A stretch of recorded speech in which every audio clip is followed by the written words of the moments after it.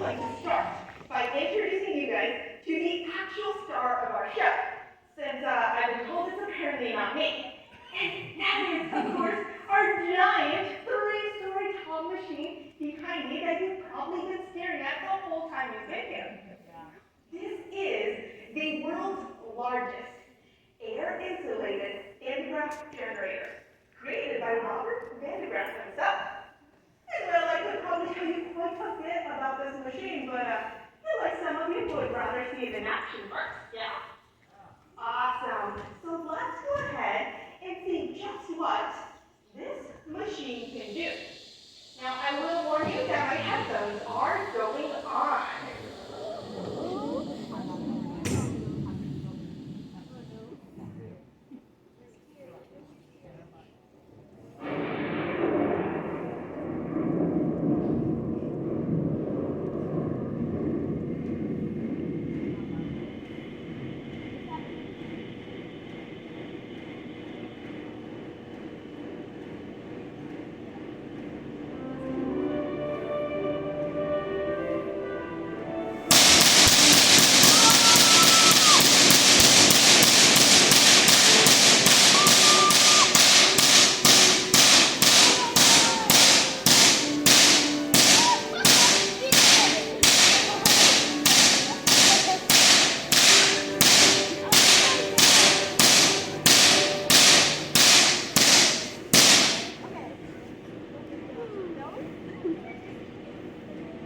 Alright, so what did we think?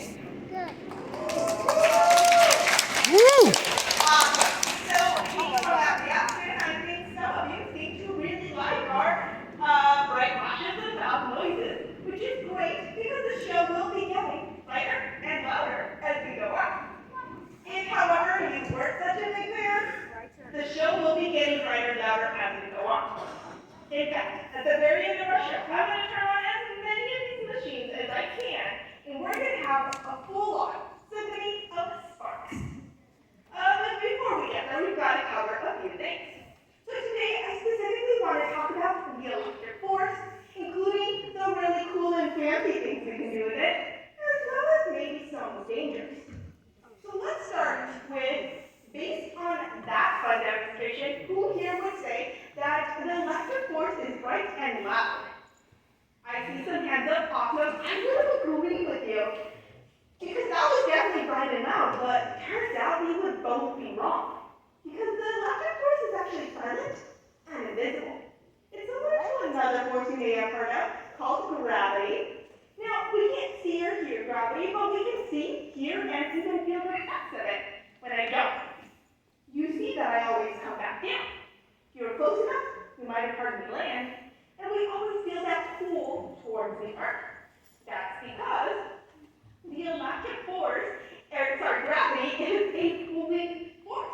But the electric force is actually a pulling and pushing force. That's because there are two types of charges. There are positive and there are negative charges. Now, when you have opposite charges, like a positive and negative, they attract or pull towards one another.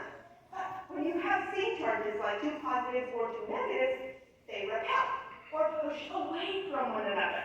Now, these charges are everywhere and they are in everything, but we can't usually see them, nor can we see them pushing and pulling. Instead, we see the effects, like lightning. Now, the reason we don't see lightning everywhere all the time is because usually these charges are balanced.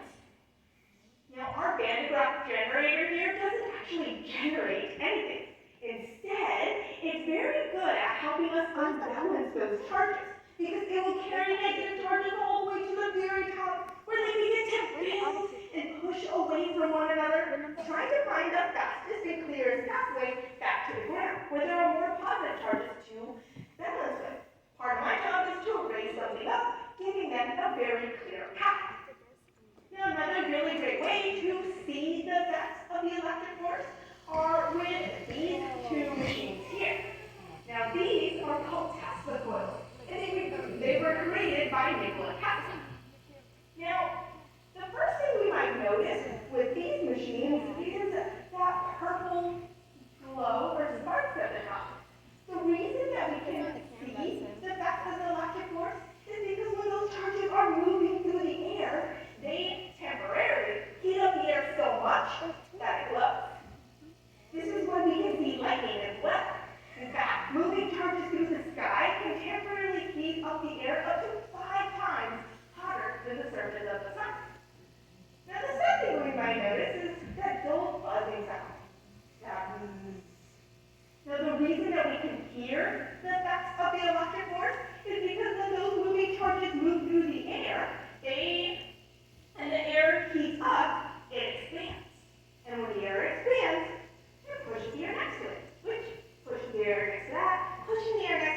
and so on and so forth, until it hits our ears. And this is what causes thunder as well. And finally, if I were to say walk over here and touch those sparks, or even the air around them, I would definitely feel that heat and maybe even a shock. Just like we would definitely feel it if lightning were to strike right next to us. But since I don't want to feel either of those things, instead I want to talk about what happens once we really start to understand that force a little bit better. Because then we can do some pretty fancy things with those effects. For instance, if we knew why that dull buzzing sound sounded the way it did, perhaps we could change it. So the first thing I want to try is, well, what if we just had a bigger testicle? Would that sound any different? And I just so happen to have one. So I want you to now focus on the tall white column to my left with the silver dome that kind of looks like a donut on top. And I want you to make a prediction in your head. Will that sound any different than our two smaller ones? I will give you a hint though, my headphones are going on. And let's find out. So, 3, 2, 1. Alright, one more time. 3, 2, 1. Alright, so we probably all noticed that those words were definitely much bigger and the sound was much louder. But if you were paying really close attention, you might have noticed that it was the exact same tone or pitch as these two smaller ones. That same dull buzz. And that's because while it looks like these Tesla coils are producing a continuous spark, they are actually producing 120 sparks per second. Our eyes and ears just don't work that fast. But it turns out that if you have more sparks per second, you get a higher pitched tone. And less sparks per second give you a lower pitched tone. And well, now that we know how to get those different tones or pitches or notes, all we really need are Tesla coils that can change the sparks per second they produce. And of course, you probably know where I'm going with this, because of course I happen to have those as well. This time I want you to focus on the two copper columns with the silver coils on top and the light bulbs underneath. And I want you to again make a prediction in your head. Will these sound different and how? And I want you to really focus. See if you can tell just when those sparks per second change and the pitches begin to change. Once again, friends, my headphones are going on.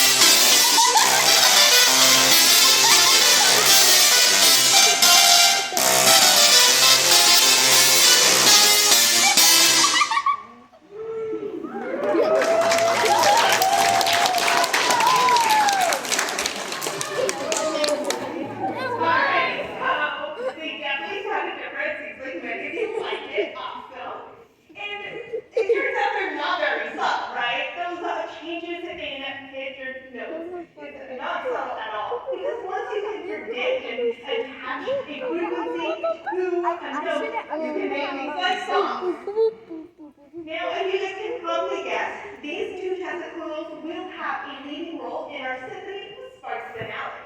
But we've got one more thing to cover before we get there. So we talked about the fancy effects of the electric force. Now we've got to talk about the dangers. And lightning is, of course, one of those bigger dangers from the electric force. So let's say you're outside and you see lightning in the distance, or you hear thunder roaring.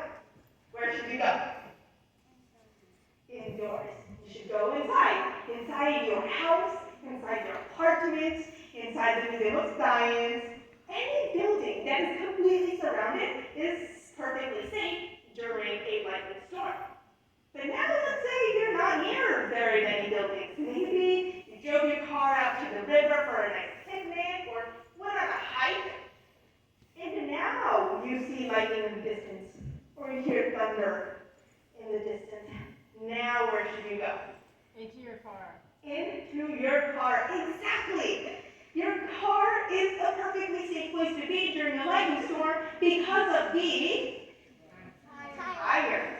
And that makes sense. Tires are made out of rubber, and rubber is an insulator, which means electric charges have a hard time moving through rubber. But hey, this is a museum of science, so we should probably test it just to be sure. And so all I really need to test it is a giant lightning making machine, check, and a rubber tire. Check. Now, as good scientists, we should probably know how to interpret our results. So, I want you guys to focus on the 4 white posts holding up that tire. Because if you see nothing there, that means that the tire was able to stop the flow of those electric charges, and that the tire is the reason why we are safe in our cars during a lightning storm. If, however, you see a smaller little lightning flash between those 4 white posts, it means the tire was not able to stop the flow of electric charges, and the tire is not the reason why we are safe. So, once again, go ahead, make predictions in your head. Let's go ahead and focus in on that tire. Start our radiograph generator, and once again, my headphones are going on. Let us know what happens.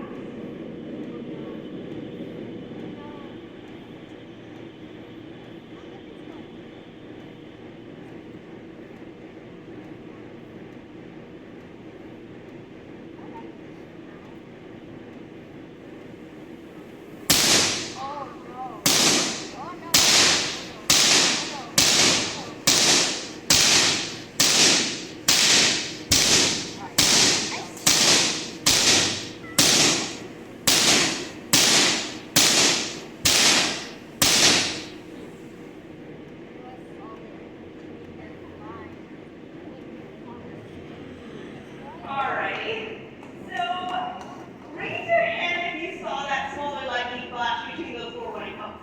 Yeah, I did too. Which means that the tire is not the reason why we're safe in our cars during a lightning storm. Huh. But if I still think that the car is safe, why could that be? Any ideas? Say it out. And it's closed like a building. Because it's enclosed. That might be a reason. Well, let's think about that. If it's completely enclosed, what is it enclosed in? Well, most cars have a metal frame. Could metal be the reason why we're safe? Well, I mean, we tried the tire, we tried the rubber. I guess we should try the metal. Now, that might be a little bit more confusing. After all, we said that the tire was safe because rubber is an insulator. But some of you already know that metal is a conductor. That means electric charges move through metal really easily. But still, we tried the tire. We might as well try the metal. Now, I was specifically told I could not drive my car into the theater of electricity today. But some of you may have already noticed this giant metal bird cage behind me that might be able to replicate the metal frame of a car quite nicely. And well, I guess the best way to tell if the metal is the reason why you're safe is to put something alive inside the cage, strike the cage with lightning, and see if that alive thing survives. And well, since I'm here, I guess I volunteer. So once again, I would like you guys to start making predictions in your head on what will happen. Because if it turns out that the metal is the reason why we're safe in our cars during a lightning storm, then I will be perfectly safe, and I will survive this encounter. If, however, the metal is not the reason why we're safe in our cars, then this is going to be a slightly shorter lightning show than I planned. Sorry we're not going to get to that finale, I promise, but hope you guys enjoyed your day anyway. Now, I am just about the tallest thing here in the theater now,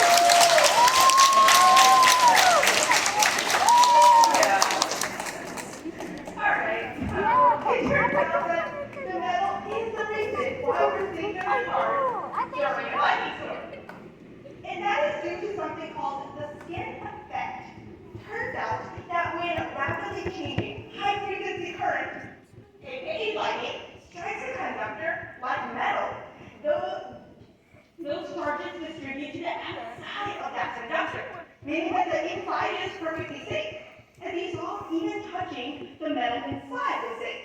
In other words, as long as you are completely surrounded by metal, like in a metal bird cage, inside your car that is not a convertible, or even inside of a metal airplane. Those are all perfectly safe places to be during a lightning storm. If, however, my fingers had slipped out during the show, or had I touched the outside of the cage for any reason, well, that would have been a completely different show altogether. Alright, friends, we have now covered the electric force, including some of the really fancy effects and some of the dangers